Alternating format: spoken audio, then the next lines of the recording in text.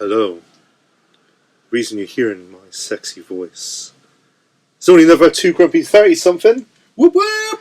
It's me, Michael Langerbeer. And me, Forbes London. That's right. So we're into the 3rd episode now. Wow, 3rd episode. It's come and gone so quickly, hasn't it? 3 weeks. 3 weeks. Wow. I'm getting old already. So we were talking about trilogies anyway, so that's three. Oh yeah, of course. God, I completely forgot about the trilogies. What would you like to cover this week, Michael? Well, last week we rinsed Batman. So I think we should come away from the comics for a bit. Let's go to some childhood memories of mine. Mm-hmm. Tell you what I used to love watching. I used to love watching the Lethal Weapon films. The what? Huh? The what? Nothing. No. Okay.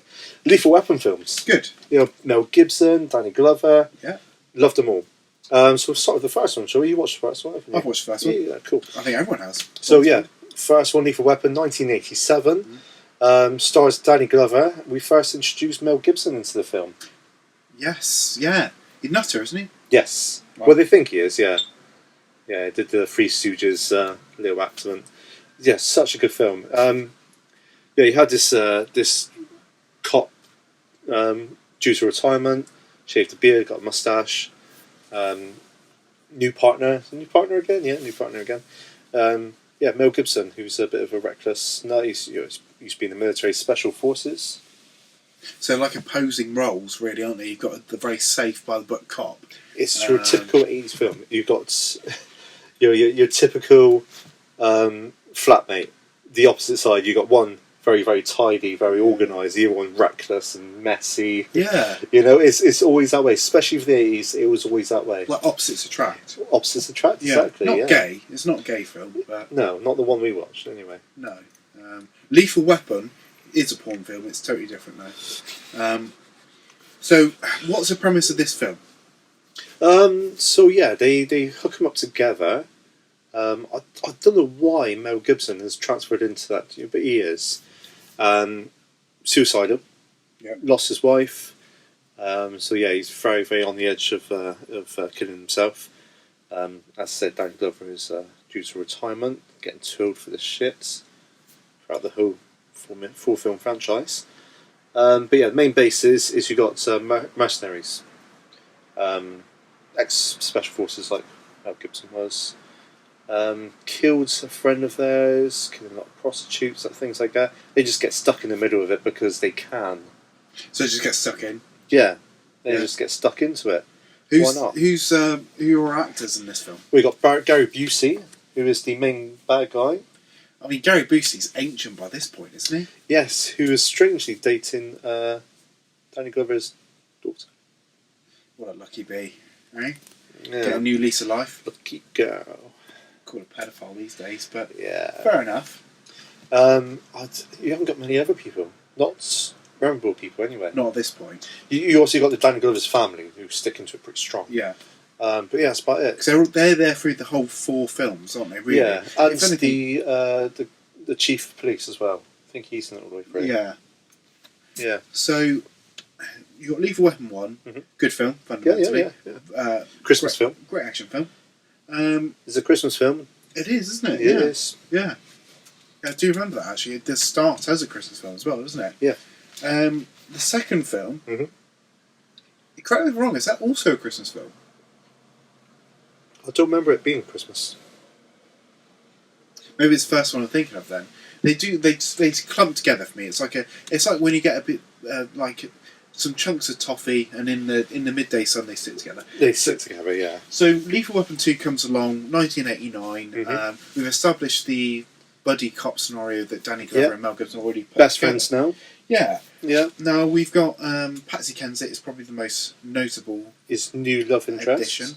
Yeah. Now, as many a young adolescent man will remember, that there is a notable sex scene in Lethal Weapon 2 where Patsy Kensit gets her perfectly formed little teardrops out, 80s teardrops.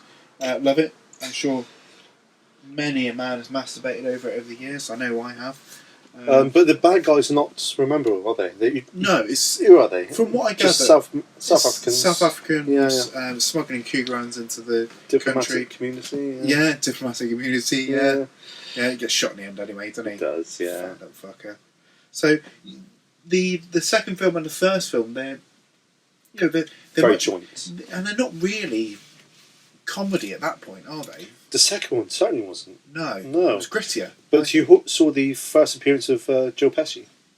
Joe Pesci, indeed, Who is your comedy. That is your the comedian character. He's Whistleblower, isn't he, in the second film?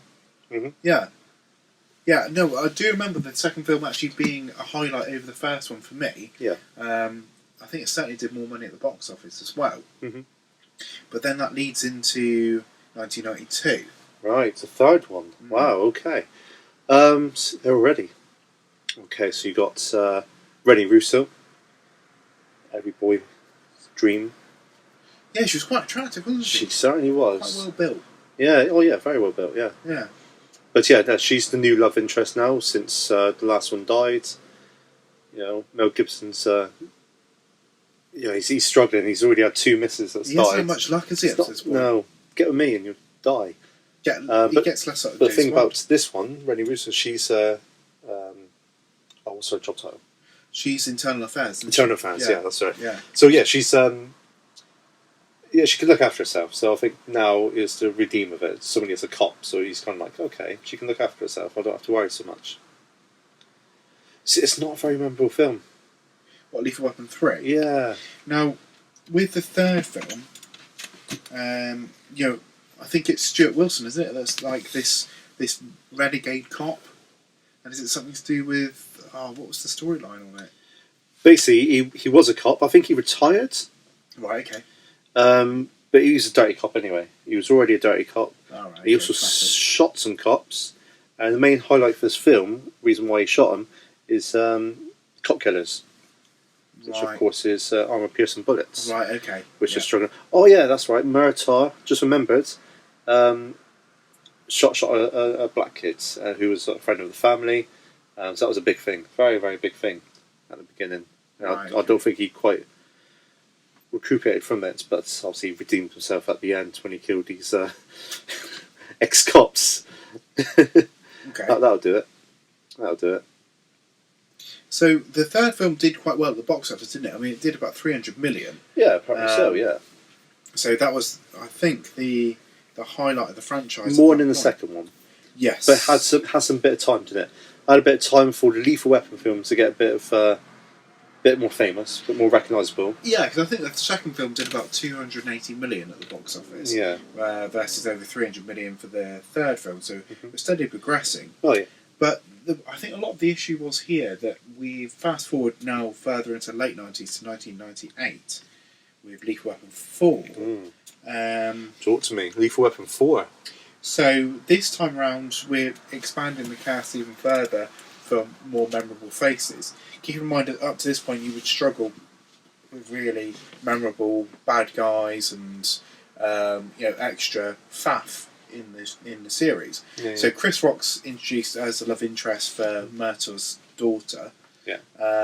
You've got Jet Li, who's introduced as the main bad guy. Yeah, I think he's a Chinese immigrant.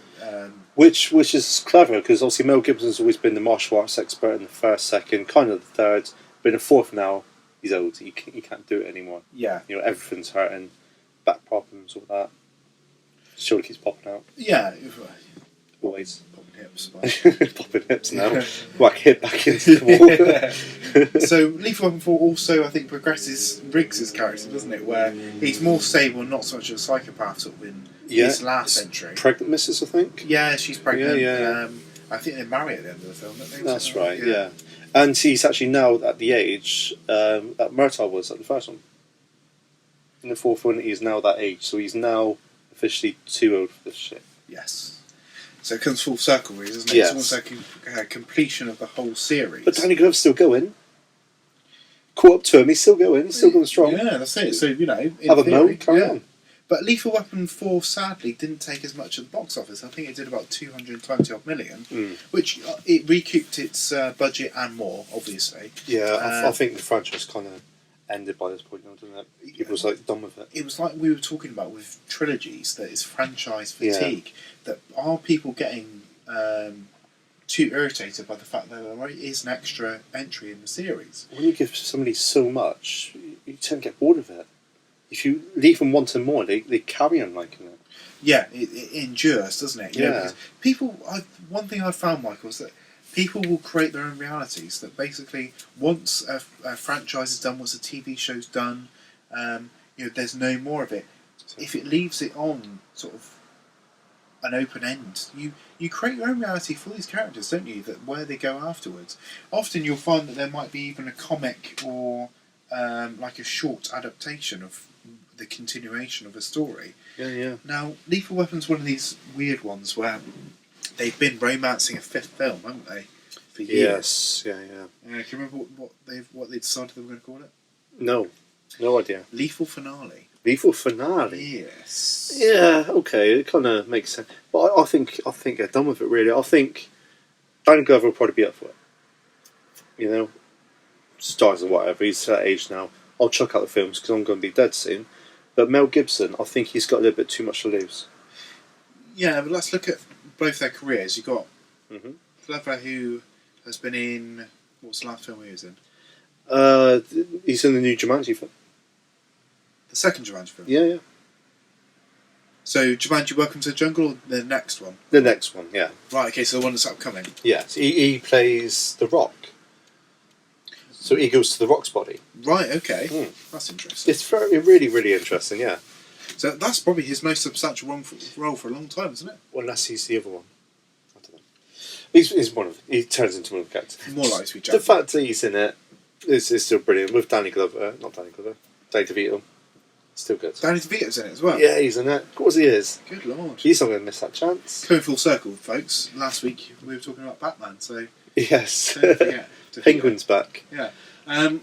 But Mel Gibson, though, I mean... Gibbo, let's talk about Gibbo. He's starring in so many films. He's chucking out loads of different ones, kind of gritty ones. I think he's got too much to lose if he carries on with old franchises. Has he? Yes. I mean, the only thing I can think of is Edge of Darkness he was in. That was 10 years ago. That was 10 years ago. No, yeah. Bloodfather, I think it was called. It was pretty dark. Daddy's Home too. Yes, actually, I loved him in that. I really loved him in that. I thought He was perfect good. father Yeah. for Mark Wahlberg. That is it. That is the guy for it. I saw something else as well that he was in. It was quite dark, but it was really good. He likes to direct these days, doesn't he, old Gibbo? Oh, he loves the direction. Yeah. I mean, he's not half cut on set, but... Yeah.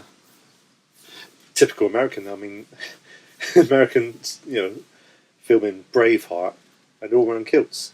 They didn't even have kilts back then. But that's just my history that I know. Kilts were even invented. No, they wear kilts. Okay, whatever, Mel. You carry on, mate. Why don't you do a Jesus film? Yeah, but... Yeah, if you're going to be like this, why don't you rewrite history? So yeah, you've got Lethal Finale, which is stalled at this moment in time, which is to do with the production company rather than anything else. I can't think that Gibson and Glover want to do it anyway. No. But you've got the TV series, haven't you? Which was Damon Wayans. Yep. And don't know what the other dude's called. If you can remember, that'd be amazing. Because my mind's gone. I think it was. Oh Christ. I can tell you the replacement. Who's the replacement? The replacement is Sean William Scott.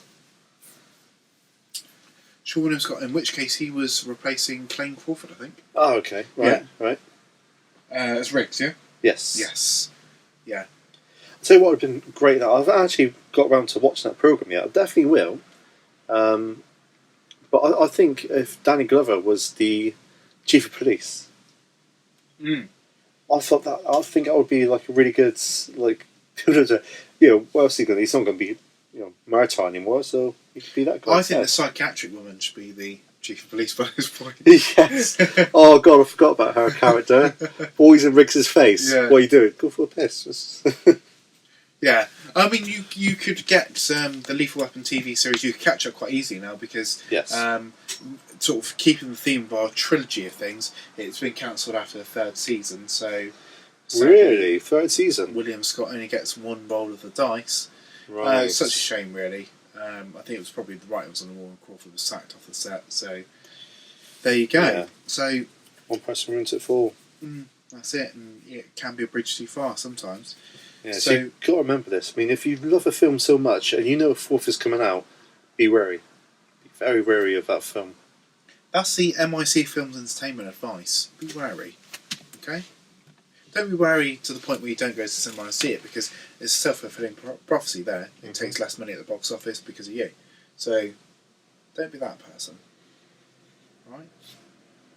Anyway, for this episode I've been Forbes London. And I've still been Michael Langerbeer. Half cut as usual. And we'll speak to you in a further episode covering another trilogy of films plus one. Yeah, I mean, if you have any comments of this film or the other films that we've covered as well, please leave them. We'll love that discussion with you. We only have it with ourselves. Love your opinion. Hopefully speak to you soon. See you soon. Bye bye. Bye.